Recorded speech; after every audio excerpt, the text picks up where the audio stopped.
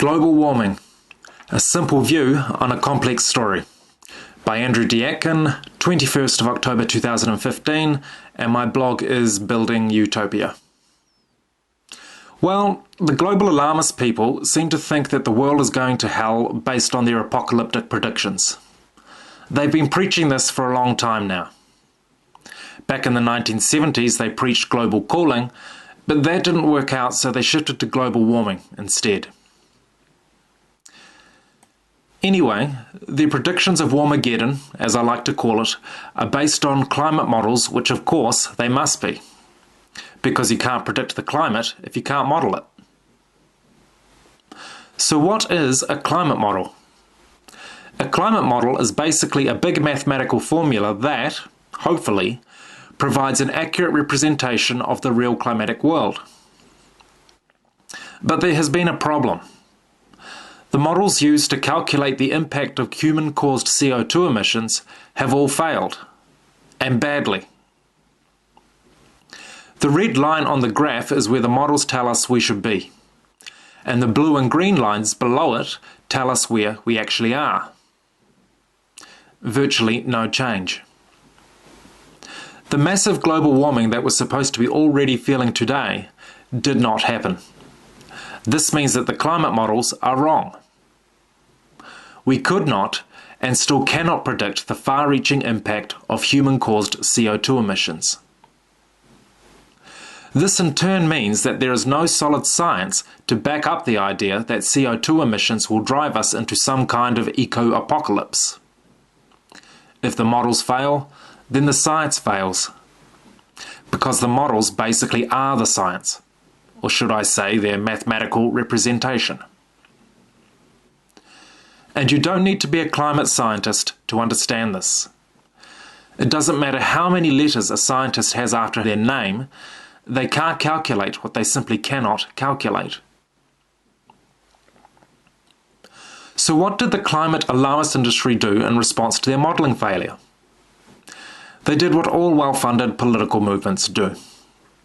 They moved on to Plan B and changed the conversation. They stopped talking about models and instead started talking about a consensus. And so we have all been told, over and over, that there is a scientific consensus on the idea that human-caused CO2 emissions will drive forward some kind of Warmageddon. One problem though. How can you have a scientific consensus on something that scientists cannot yet even calculate? No surprises. When you take a look at the so-called consensus, and not just the relentless media statements that there is one, you smell a rat.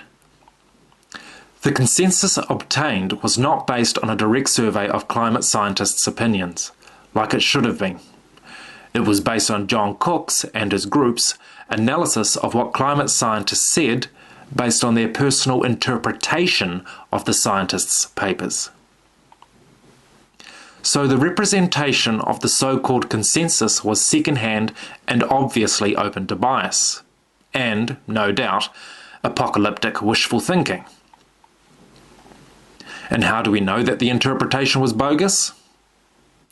Well, members of the American Meteorological Society decided to do a real survey on what the climate scientists think, where the scientists got to speak for themselves. They found that almost half the scientists that they surveyed believed that human-caused CO2 emissions were not a significant driver of climate change, or were uncertain. So there goes your consensus. But again, we should not be surprised.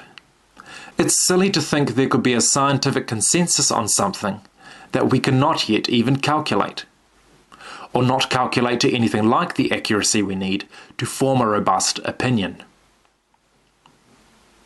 The real question.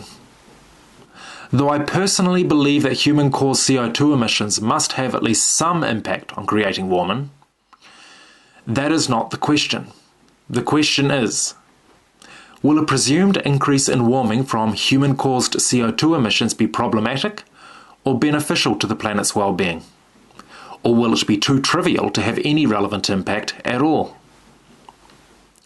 That is the question that really needs to be asked.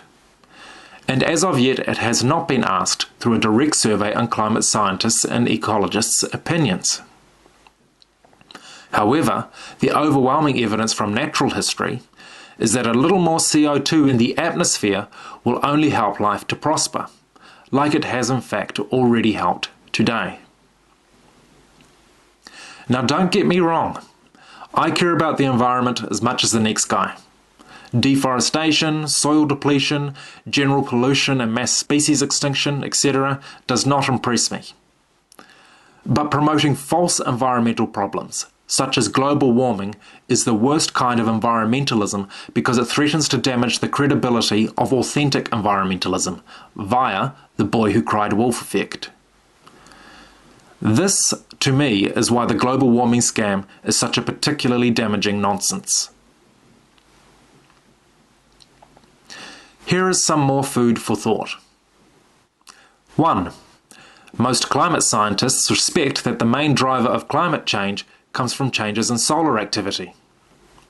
The historic correlation between CO2 concentrations in the atmosphere and global temperatures is weak. Indeed, over the last 18 years there has not been any net warming of the atmosphere in spite of human-added CO2 emissions.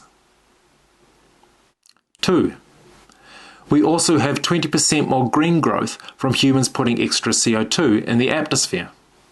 Yes, CO2 is a fundamental and critical nutrient for plant growth. We are literally fertilizing the earth with our carbon emissions. Indeed, to reach an optimum for plant growth, we would need CO2 levels that are about 4 times higher than they are today. 3. Throughout most of Earth's history, it has been much warmer than it is today. Polar ice caps, would you believe, are not the norm for our planet. We are still, basically, coming out of an ice age. Life as a whole does much better in warmer periods, especially human life. Now let me give some graphical perspective on all this. See the green line positioned at 1,500 parts per million. That's the optimum concentration of CO2 for plant growth. The crimson bar shows us 2,000 parts per million. That is around the average CO2 concentration for over the last 400 million years. The light green gives us the minimum amount of CO2 you need in the atmosphere, which is about 150 parts per million. That's just before plants start to die off.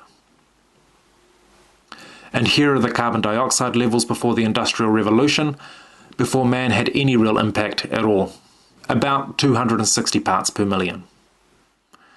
And finally today, a modest increase to 400 parts per million, which is still far beneath the optimum for plants.